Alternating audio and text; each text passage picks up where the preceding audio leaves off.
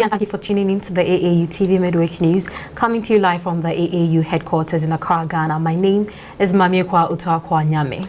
And I am Ajiman Ochredako. And in our headlines on higher education, cancer researchers urged to work and broaden their focus. And also women engineering students scoops award in Berlin. In our health story, higher vitamin K intake linked to lower bone fracture. In our discovery pick for the week, Ashesi University invents PIV machine to test the efficacy of face shields. And now in our entertainment news, Senegal celebrates cultural richness during Dakar Carnival. Please stay with us for more news in detail. We'll be right back to the short break.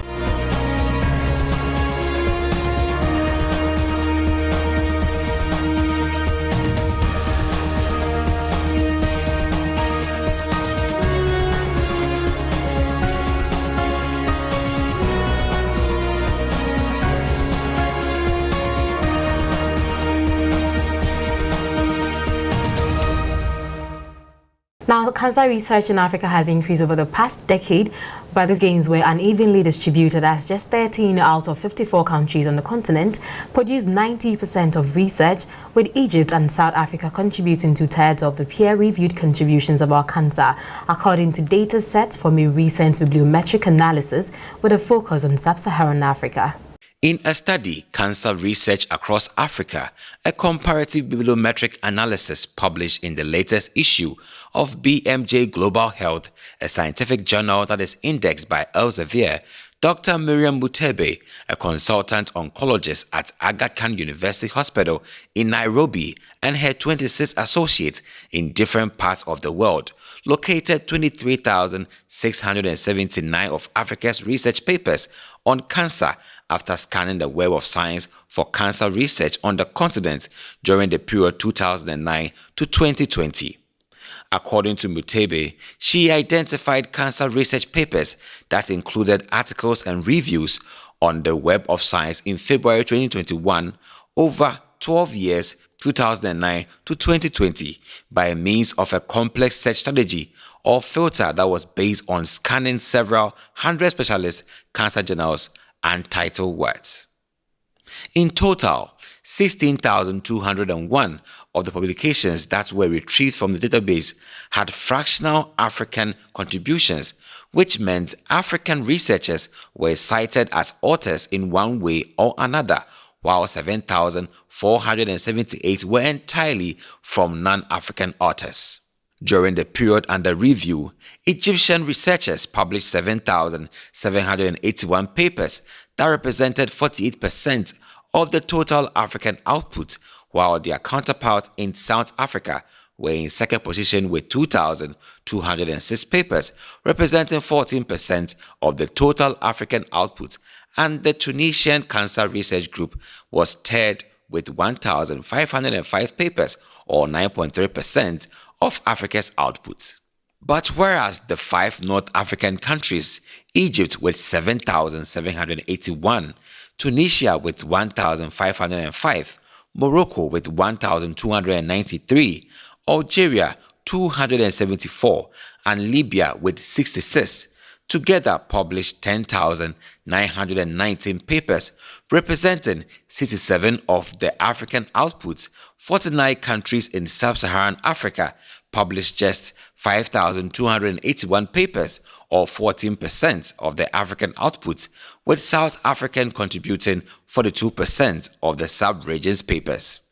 In addition to South Africa, countries in sub-Saharan Africa whose researchers jointly published more than 200 papers during the 12-year period included Nigeria with 997, Ethiopia 248, Kenya with 233, and Ghana 213, while 19 countries in the region published fewer than 10 papers each. According to Mutebi and her associates, cancer research in Africa accounted for 7.9% of the continent's biomedical research, which was 5 times lower than that of infectious diseases. Now, earlier we had an interview with Dr. Miriammutebi, and here's what she has to say about her motivation for this research. Now, what really inspired this research was really the paucity of information around cancers in our region. What we do know is that we always say sometimes global oncology is a neglected stepchild of global health, just because there's been an increasing awareness around infectious diseases, biomedical concerns that hasn't really translated into the oncology space. And what we do know, especially when looking at the data, is that we are definitely in the middle of what we call a syndemic, where we have a constellation of not just a pandemic of, infectious diseases, non-communicable diseases. We're also seeing an increase in the number of cancers on the continent. And this work really sort of bases its origins in the recent Lancet Commission on Cancer in Sub-Saharan Africa, where we noted that if just looking at the data, Ajamang, what we're saying is that by 2020, we had 500,000 deaths attributable to cancers. And if left unchecked, we're saying that by 2030, we're going to be seeing 1 million deaths per year, which is really a cause for alarm, and really building into that what do we actually know about cancers in our region? And whereas there's been quite a bit of anecdotal sort of reports and stuff, we try to do a deeper in-depth analysis to see what do we actually know about cancers in our region? What are we actually studying about cancers in our region, keeping in mind that research is a critical pillar of any national cancer control plan, and looking at, so how are we helping to inform these national cancer control plans? The Commission really highlighted the lack of evidence-driven stakeholders input to national cancer control programs. And so we thought, how do we as a baseline actually figure out where are we, how do we move forward, and where are the gaps, and are we actually aligning our interests along where the research priorities are? And so we co-developed with a group of specialists across Africa and friends of Africa, as we say, and looked at the papers over from 2009 to 2020. And tried to look at research in terms of what were the research priorities versus the burden of disease, tried to look at who is funding the research, again, who's doing the research, and trying to do sort of gender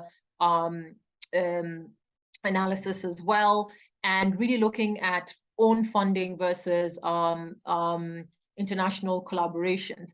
And so we had very interesting data that really helped to come up with our key recommendations. And what we did find that, of course, there has been a general increase in the research output, but we're really, really underperforming. To date, cancer research is still, if you look at the spectrum of biomedical research, infectious disease research, what we see is that cancer research consists of only about 8% of that output. And so really, as a continent, we are having less health research coming out, but then that's even further compounded when we get to the cancer research space. We definitely have seen an increase. For instance, we were probably doing around 6.5% 10 years ago, and that's we are increasing exponentially. For instance, our growth is about 7.5% versus a world average, but we're definitely much lower than where we need to be. And one of the things that we tried to look at, the first thing we tried to look at was now, still on higher education, Tamlin Sasha Nedu from the University of Witwatersrand in Johannesburg, South Africa, was this year's breakthrough winner of the Emerging Talent at Falling Walls Science Summit held in Berlin, Germany. Now, Falling Walls is a unique global hub connection, science, business, and society. The Falling Walls Science Summit held in Berlin, Germany, was an incredible global hub connecting great personalities and institutions in science, business, and society. The summit shapes the future of humanity through impact-oriented ideas and discoveries driven by a shared dedication to creating breakthroughs across borders and disciplines. The summit takes place annually, and in 2022, it was held nearly in November. Young scientists from across 54 countries presented 78 competitive science pitches to researchers and thinkers who gathered at the summit to discuss breakthroughs with global leaders in science, politics, business, and the media. Naidu, a postdoctoral fellow in the Department of Science, School of Geography, studying towards a PhD in chemical engineering, won the award thanks to her work on acid mine drainage, AMD, a project that aims to treat afflicted waters. She emerged as a winner after pitching her AMD project at the Falling Walls Lab. The Falling Walls Lab is a world-class pitch competition, networking forum, and stepping stone that brings together a diverse and interdisciplinary pool of students and early career professionals by providing a stage for breakthrough ideas both globally and locally. Naidu, in an interview with the University World News on the role of universities in supporting young women scientists, expressed that universities should create space where women can be comfortable and help them build confidence in themselves. This should enable young women scientists to share their unique scientific perspectives and be credited for their works. She further added that higher education institutions need to help their female delegation, for instance, researchers and students, to be more open-minded and change the lenses of science into more practical. In our health story, breaking bones can be a life-changing event as research has revealed vitamin K1 can help reduce the risk of fractures in older populations, especially hip fractures. Research from Medicowan University's Nutrition and Health Innovation Research Institute has revealed there may be something you can do to help reduce your risk of fractures later in life.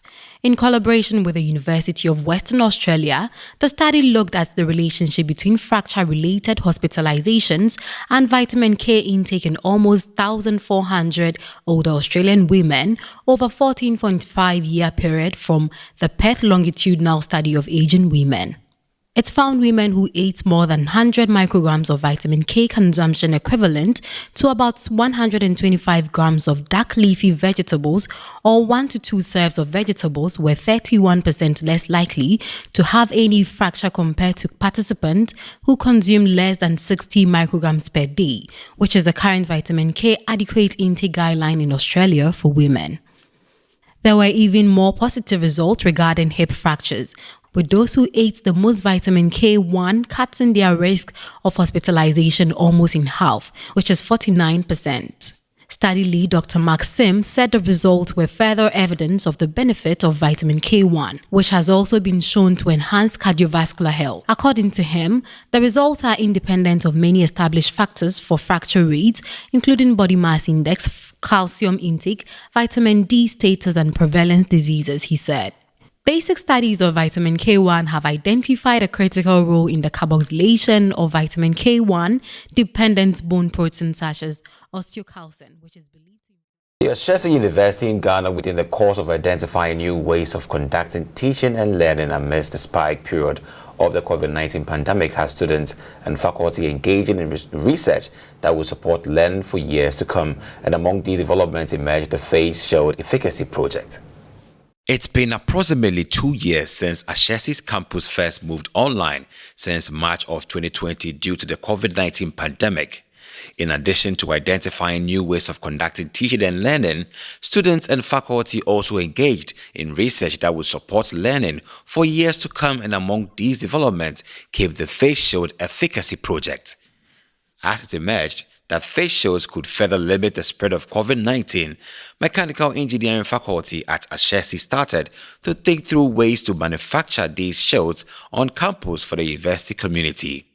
The goal of the efficacy project, led by Dr. Heather Beam, Dr. Daniel Yiporo, Jeremiah Techi, and Frederick Chawi Akwa, was to design an efficient face shield and a mechanism to test the shield's efficacy. Working with local tailors and leveraging manufacturing tools in Ashesi's engineering labs, the team built several prototypes for face shields, finally settling on the design after weeks of fine-tuning. The testing for the shield required a flow visualization to determine how it would handle respiratory droplets and particles generated during sneezing, coughing, or speech. To do this test, the team designed and built a low-cost visualization setup using particle image velocimetry (PIV). The PIV setup uses a camera, laser module, laser optics or lens, and a synchronizer, among others, to help view particles as they flow in an area of study. The setup allowed the team to track particle magnitude and directions around the face shield and assisted in determining its effectiveness at stopping them from reaching the face. As the world works to move past COVID, the PIV system will be helpful for students conducting future experiments with flow visualization and fluid dynamics. This project is a notable example of practical learning, says Dr. Beam.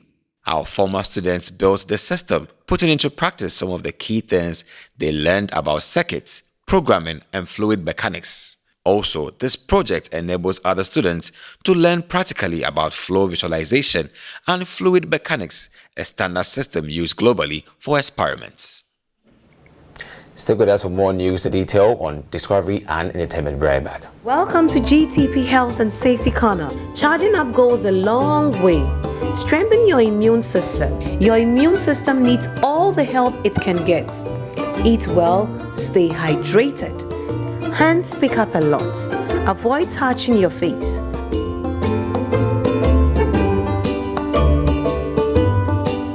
Your well-being is in your hands. Sanitize regularly. Stay safe.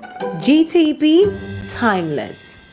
Now in our entertainment news, the third edition of the recent Dakar Carnival ended in grand style, with hundreds of dancers, instrumentalists and artists parading through the streets of Senegal's capital to showcase their best of their culture. The third edition of the Dakar Carnival ended on Saturday. This year's guests of honor were the Alpulaar ethnic group.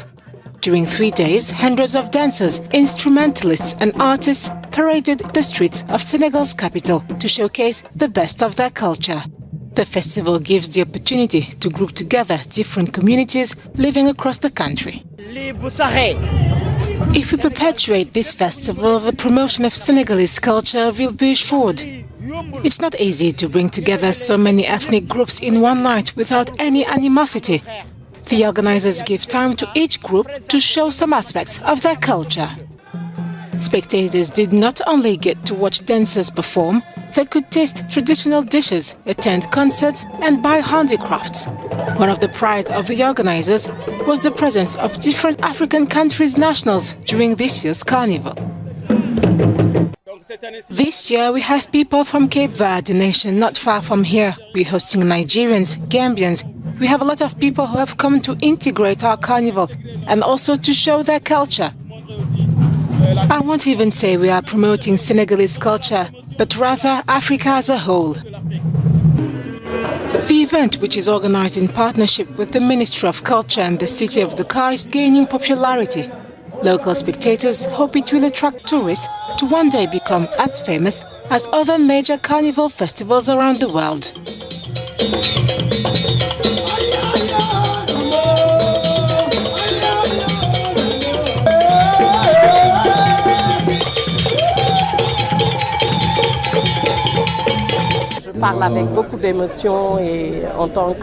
As a Senegalese, I am truly deeply moved. We are very happy to see all this mixing. We call on everyone to come more. We would like it to be like the great Carnival of Rio of Brazil. In order to support the men and women keeping alive Senegal's traditions, the Dakar Carnival rewards 10 people with culture and heritage awards. Now that's some great news coming in from Senegal, and given how these spectators have enjoyed the Senegal festival and carnival, I'm thinking next season I would want to be there because spectators got the chance to taste these traditional foods. They got the chance to attend concerts. Now let's just move straight to the point. How are we leveraging this festival to promote unity in Africa? Well, it's a great moment because we need to learn more of what we have to share. I mean, the Senegalese have got their great culture. Imagine we had Ghanaians or some Nigerians over there, and you'll be able to appreciate what they have in store that you don't know. And also the issue of cultural relativity, the fact that there's something in the Gambian culture or the Senegalese culture that we can relate to in the Nigerian culture or the Ghanaian culture. If we don't come together to celebrate together, to learn from each other, we would not be able to identify those similar traits that we hold together as Africans, because we're one people and we have been able to migrate to other places and be part of them. So definitely there will be some traces of similarity amongst what we believe in, a way of life. You know, you did mention that we did not have Kenyans and Nigerians over there. I don't know if there's any particular reason, because clearly this is a very fun festival that I would have loved to participate. Unfortunately, I did not hear of it until it is done. Is there any particular reason why we could not see any Ghanaians or Nigerians there? Well, the story said we had some Nigerians there. We had some people participating to experience the moment. But I think that the unique thing will be when we have other cultural settings or cultural backgrounds allowed to display. So this for Senegalese alone. How about if we have a continental celebration whereby the Senegalese will present, Nigerians will do this, Ghanaians will do this. So we'll now be able to identify the dots within these cultural backgrounds. So maybe next time we should do an open one where everybody can do something. Yeah, certainly. Next year we look forward to a festival where other countries are allowed to showcase their traditions as well. We're glad you spent time with us on today's news. Let's take a quick recap on our headlines. On higher education, cancer researchers urged to broaden focus of their work. And also woman engineering student scoop science award in Berlin. In our health story, higher vital bone fracture. And in our discovery story for the week, Ashesi University invents PID machine to test the efficacy of face shields. And also in our entertainment news, Senegal celebrates cultural richness during Ted Dakar Festival. Thanks for sticking with us on Midweek News on AAU TV, and do well to get interactive with us and your comments on our special news hub, AAU TV at aau.org, and also our special handles on YouTube, and Instagram and Twitter as well. My name is Mamioko Akwanyame. I am Ajiman Ochodako, and do well to stay safe, watch more programs, enjoy your life.